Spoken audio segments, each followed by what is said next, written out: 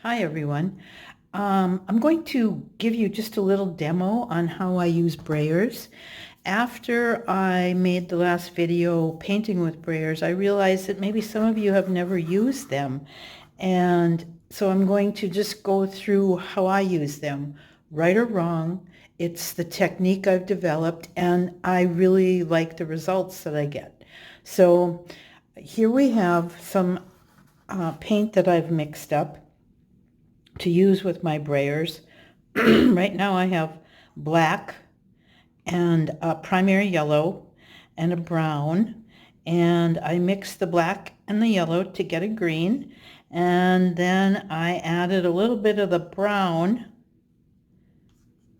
to that mixture, and so I came up with kind of a brownish green. I'm going to, here is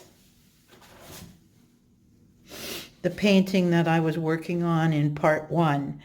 I had some paint left over after I turned the tape off, and so I added blue down here. But I've decided that I want to do some trees and I want to do some warm colors in the bottom. So we're just going to cover that up. And so I'll start on that in a few minutes. But first I want to go through the brayer technique. Okay, so we'll put that aside. And I'll put my palette aside. Oh, and by the way, my palettes are chopping mats from the dollar store.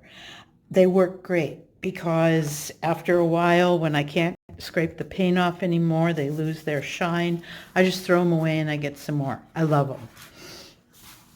Okay, so now this is a piece of watercolor paper. It's what I use to load my brayer. We'll start with the short brayer. I think it's like a 1.5 inch brayer, and these have seen a lot of use, you can tell. So I'll wipe this off. And what I want to do is I want to make a partial tree line on that painting I just showed you. So I'm going to load it like this with a palette knife, and I want to add a little white because I think this is a little dark. Okay, so here I've loaded my brayer, and now in order to get it all the way around the brayer, I have to use this piece of paper to load it. Okay, and now you can see the paint is all around the brayer. And I'll set this off to the side. Bring back this painting that I'm working on. And I'll start, I'm going to turn this around because I want, no, I'm not. I'm going to leave it like this. Usually, as the tree line gets further away, it gets lighter at the top. So as you can see, you have to load the brayer quite a few times. You go back to the paper and load it. So